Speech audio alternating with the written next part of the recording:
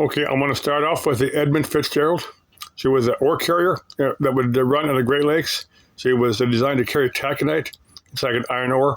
They would deliver it to like the big plants that would, that would make, steel, iron, stuff for make the cars and stuff out of some of the big foundries on the Great Lakes. But anyway, in 1975, she sank. Now, to this day, they don't know exactly why she sank. Now, Gordon Lightfoot has a song, upon this incident. The only problem with the song, the first person to die was the old cook. The old cook came on deck saying it's too rough to feed him.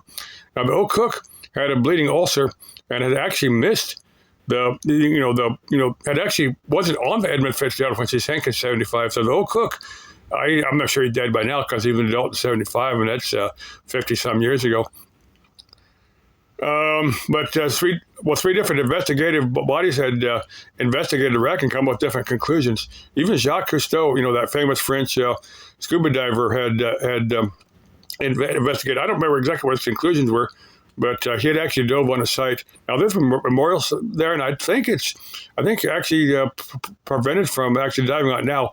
But Jacques Cousteau's grandson, Michael Cousteau, he was born in California, and he considers himself an American. He has like a TV show of his own, like, I don't remember the name of his show, but you can find out. But like I said, next thing I'm going to cover is Robert Fisher. Now, this is a famous story a number of years ago. Now, they're still looking for Robert Fisher. They don't know if he's alive or dead. He had killed his family. He's here in the valley. He'd killed his family, set fire to the house. When they put out the fire, they found the bodies of his family.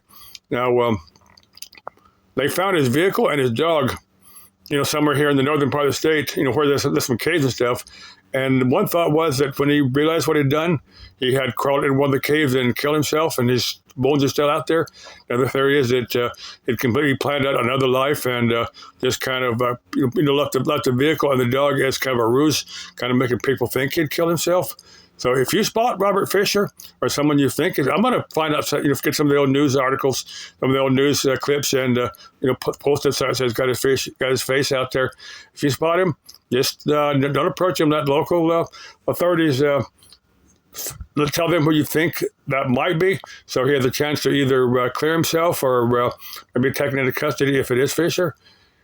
There's not just. But anyway, last thing I'm going to cover is this is a joke. It's told by one of the local DJs here on a rock station many years ago. Now, this is kind of loosely based upon the Beverly Hills Hillbillies. Now, this is a joke. This is not intended for kiddos. If you're a younger person, hey, go watch a musical video or something. This is not intended for you. But anyway, the Jed's oil money had run out.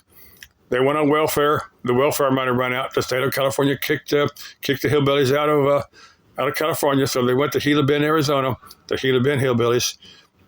Anyway, old Jethro had never been with a woman before, so Jed had hired a woman for Jethro for an afternoon, and Jethro came back many hours early, and Jed just asking myself, well, Jethro, what happened? And he goes, well, she kicked me out of her apartment. But Jed goes, well, tell me about it. So Jethro goes, well, you told me to take the biggest thing ahead and shove it where she pees. And Jed goes, yeah. And Jethro said, well, I took my boot, I tried to shove it in the toilet, and she just kicked me out of her apartment. Well, I thought it was funny. Okay, love you all. Bye-bye.